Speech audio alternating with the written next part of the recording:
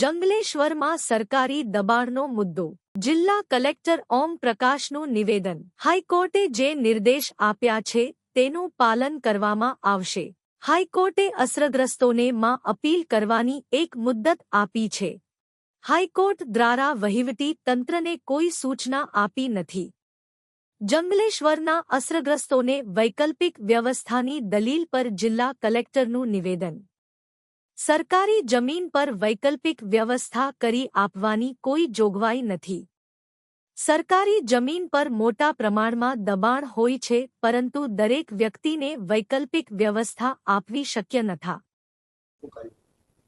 નહીં, અત્યારે જે માનનીય હાઈકોર્ટનો નિર્દેશ છે આ મુજબ જે પણ આસામીઓ જે છે જેને સરકારી જમીન ઉપર મકાન બનાવ્યા છે અને જિલ્લા વહીવટી તંત્ર દ્વારા આખી પ્રક્રિયા પૂર્ણ કરવામાં આવી છે, આના પછી એક અપીલનો માધ્યમ છે જીઆરટી, ત્યાં માનનીય હાઈકોર્ટે જવાનું કીધું છે.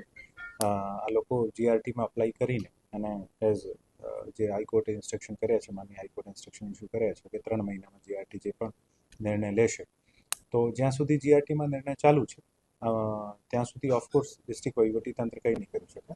જીઆરટીનો નિર્ણય આવ્યા પછી જે પણ અનુષાંગિક પગલાં લેવાના હશે એવી રીતે અમે આગળ વધીશું.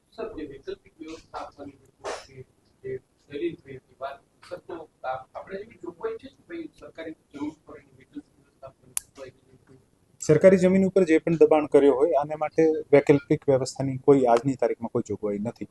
અને ખરેખર સરકારી જગ્યાઓ પર પુષ્કળ દબાણો હોય છે અને પ્રેક્ટિકલી પોસિબલ પણ નથી કે આપ કેવી રીતે આપી શકો છો. બાકી જે પણ માનનીય કોર્ટે ઇન્સ્ટ્રક્શન્સ આપ્યા છે, ઇન્સ્ટ્રક્શન મુજબ આ લોકો પોતાની રેમેડી, ડિસ્ટ્રિક્ટ એડમિનિસ્ટ્રેશનને કોઈ ઇન્સ્ટ્રક્શન નથી, આ લોકોને એક તક આપી છે અને જેવી રીતે નિર્ણય આવશે ફ્યુચરમાં જીઆરટી અથવા માનનીય કોર્ટને, એવી રીતે આપણે આગળ વધીશું.